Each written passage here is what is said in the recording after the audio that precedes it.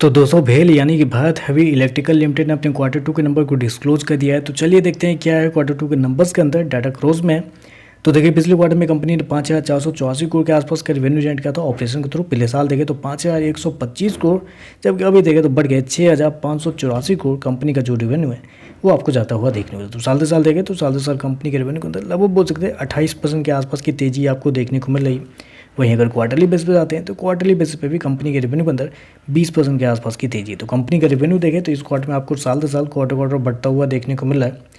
Company show कितना किया है 6,584 करोड़ के आसपास का रेवेन्यू इस क्वार्टर में शो किया है, जो कि मार्केट का अनुमान था लगभग 5800 करोड़ से लेके 6200 करोड़ के बीच में। मार्केट का अनुमान था कि इसके बीच में कुछ ब्रोकर का कहना था कि इसके आसपास आपको आता हुआ देखने को मिलेगा, लेकिन यहाँ पे देखें तो मार्केट के एस्टिमेट से कई ज़्यादा बेहतर कंपनी का रेवेन्यू आपको देखने को मिल रहा है।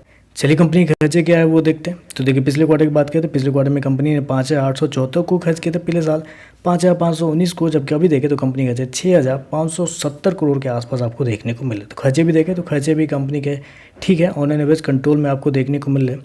चलिए कंपनी का नेट प्रॉफिट लॉस क्या निकलता है वो देखते हैं। तो देखिए पिछले क्वार्टर में कंपनी 211 करोड़ के घाटे में थी, पिछले साल 63 करोड़ के लॉस में थी, जबकि अभी देखें तो कंपनी 106 करोड़ के प्रॉफिट में आपको जाते हुए देखने को मिल रही है। तो ये एक बहुत बड़ा सरप्राइज आपको देखने को मिल रहा है। सरप्राइज इसलिए मैं बोल रहा हूँ क्योंकि मार्केट की जो अनुमान था कंपनी के नंबर्स को लेकर, मार्केट का मानना था कि इस क्वार्टर में कंपनी आपको घाटे में जाती हुई देखने को मिल सकती है, लेकिन यहाँ पे देखें तो एक सरप्राइज देखने को मिला है। कंपनी अभी देखें तो प्रॉफिट में आपको जाते हुए देखने को मिले।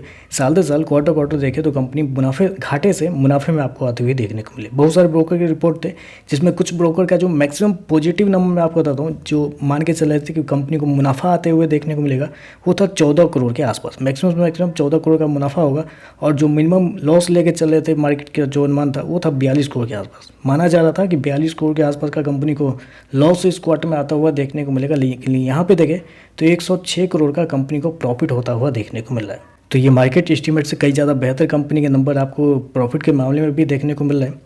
ईपीएस की बात करते हैं तो देखिए पिछले क्वार्टर में कंपनी का ईपीएस 61 पैसे के माइनस में था, पिछले साल 18 पैसे का माइनस में, अभी देखें तो 30 पैसे के आसपास है। तो ओवरऑल देखें तो नंबर बहुत शानदार आपको देखने को मिला है। जितना मार्केट का अनुमान था कंपनी के रेवेन्यू को लेकर उससे कई ज़्यादा बेहतर है, और जहां मार्केट मान के चल रहा था कि कंपनी लॉस में होगी, वहां देखें तो 100 करोड़ के आसपास का प्रॉफिट कंपनी ने शो किया। तो ओवरऑल देखें तो नंबर बहुत शानदार है।